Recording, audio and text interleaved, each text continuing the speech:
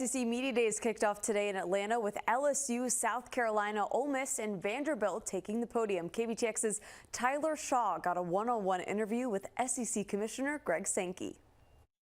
I'm joined here by the SEC Commissioner Greg Sankey. Greg, thanks for joining us. I want to start off with a longtime Texas A&M SID, Alan Cannon. He recently kind of announced his retirement, full-time retirement at A&M. Just what is a guy like Alan Cannon, what has he meant and brought to the conference?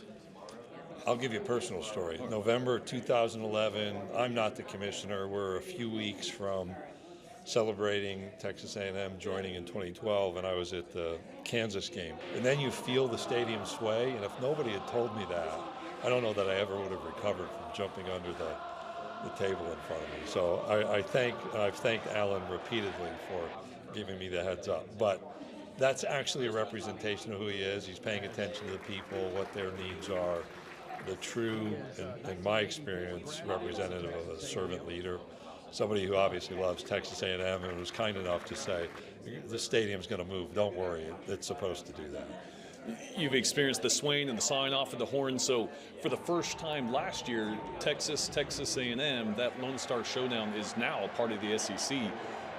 What does a rivalry like that add to this conference? When we were talking about expansion, we have this slogan, it just means more, and people observe. As you look at institutions, we want those that meet the it just means more test, and I think that rivalry clearly does. I want to bring you back to your Southland Conference days. With the retirement of Oklahoma's AD, I believe Bobby Williams at Sam Houston might be the longest tenured athletic director. I know you and Bobby have some history. What does his tenure kind of mean to college sports?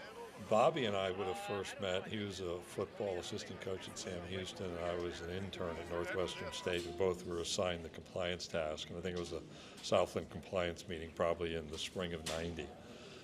He and I share the fact we were at a meeting in Dallas.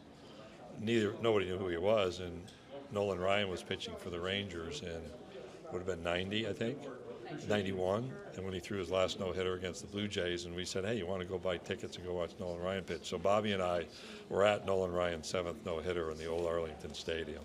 And we've kept up with each other. You know, he's done great work, obviously, advancing the program at Sam Houston State to where they are currently in the Bowl subdivision. But is just a steady person. One of those people that when you look back 30 years, you're grateful to have known and to have kept up with a bit. And we'll always have that no-hitter together. I hope he kept his ticket because I kept mine. That's awesome, Greg. I appreciate your time, but we'll have more coming up at 10 from SEC Media Days. Reporting in Atlanta, Tyler Shaw, KBTX Sports.